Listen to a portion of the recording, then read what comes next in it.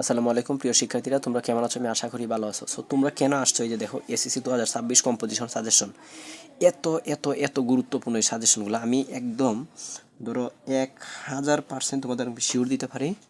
এখানে যে আমি 2015 সাল থেকে এই 2025 সালের প্রশ্নগুলো অ্যানালাইসিস করার পরে এবং বাংলাদেশের সবচেয়ে ভালো ভালো টেস্ট পেপার, মানে বাংলাদেশের সবচেয়ে ভালো ভালো স্কুলের যে পরীক্ষাগুলো হয়েছে রিসেন্টলি, টেস্ট পেপার অ্যানালাইসিস করে তারপরে হচ্ছে দেখো, আমি বিগত বুট সবগুলা দেখা সাইরা সবচেয়ে গুরুত্বপূর্ণ আমি এখানে 10টা সাজেস্ট করছি। তোমরা এই 10টা শিখবা, 100% যে কোনো বুট এখান থেকে কমন আসবে, ঠিক আছে? তো আমি একটা জিনিস বলে দিতেছি, তোমরা একটু বোঝার চেষ্টা করো। দেখো, মানে ফিজিক্যাল এক্সারসাইজ, তো ফিজিক্যাল এক্সারসাইজ শিখবা। তারপরে the season I like most খুব ভালো করে শিখবা, মানে সাজেশনে 2 নম্বর আছে তো বুঝোই। A journey by train, a journey by bus, a journey by ship, তুমি যে কোনো একটা শিখবা, ঠিক আছে? তাইলে তুমি ওইগুলো আশা করি লিখতে পারবা। তো সবচেয়ে বেশি গুরুত্বপূর্ণ এ জার্নি বাই ট্রেন অথবা রিসেন্টলি আই জার্নি, এইগুলো দিলে হবে। সায়েন্স ইন এভরিডে অনেকটা আছে, আরেকবার অনেকে বলে wonder of modern science, use of computer.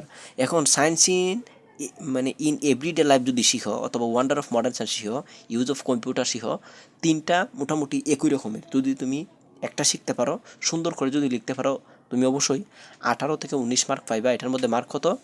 20 mark, ঠিক আছে? 20 থেকে 18 থেকে 19 পাইবা। যদি একটু ভালো লাগে অবশ্যই একটু লাইক কমেন্ট করে রাখবা তোমার কাছে। এটা অন্ততপক্ষে 4 থেকে 5 লাইন করে হলেও প্রত্যেকটা শিখে রাখবা, পরবর্তী যাতে তুমি লিখে রাখতে পারো। তোমার যদি অলরেডি অনেকগুলো পড়া থাকে তাহলে রিভিশন দিয়ে রাখবা, এবং যেগুলো পড়া নাই অবশ্যই রিস্কটা অ্যাভয়েড করে এগুলো পড়ে রাখবা। তারপরে দেখো, ডিউটিস অফ স্টুডেন্টস খুবই গুরুত্বপূর্ণ। ক্লাইমেট চেঞ্জ, এখন ক্লাইমেট চেঞ্জ এইটা একটু ভালো করে পড়ে রাখবা, এটা খুব গুরুত্বপূর্ণ। এরপরে আছে কি এখানে, মাই স্টুডেন্ট মেমোরিজ, মানে চাইল্ডহুড আমার শৈশবের স্মৃতি, আর ফিউচার প্ল্যান অফ লাইফ, মানে এম ইন লাইফ ঘুরায় একই কথা কিন্তু ঘুরায় পেরে আসতে পারে। এম ইন লাইফ যে কথা এবং মাই ফিউচার প্ল্যান একই কথা। Satellite TV channel or youth generation, এটা খুব গুরুত্বপূর্ণ। যদি হার্ড প্রশ্ন সেটা দিবে, ঠিক আছে? পপুলেশন প্রবলেম ইন বাংলাদেশ খুবই গুরুত্বপূর্ণ। Water pollution, soil pollution, air pollution, তোমরা যদি এটা শিখতে পারো তাহলে আমি আশা করি পপুলেশন প্রবলেম বাংলাদেশ এটা শিখে ওইগুলো লিখতে পারবা। একটু টেকনিক খাটায় পড়বা, তাহলে তোমার কাছে মানে রাইটিং কঠিন মনে হবে না।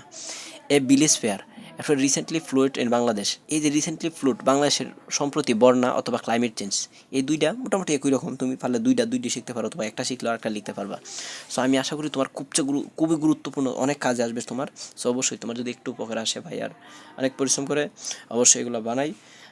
আমার অফলাইনের শিক্ষার্থীদের সাজেশন আমি তোমাদেরকে দিয়ে দিতেছি, অবশ্যই তোমরা একটু লাইক করে রাখবা এবং সাবস্ক্রাইব করে রাখবা। সুন্দর একটা কমেন্ট করবা যে তোমার কাছে কেমন লাগলো ভিডিওটা। সবাই ভালো থাকবা, সুস্থ থাকবা, আল্লাহ হাফেজ।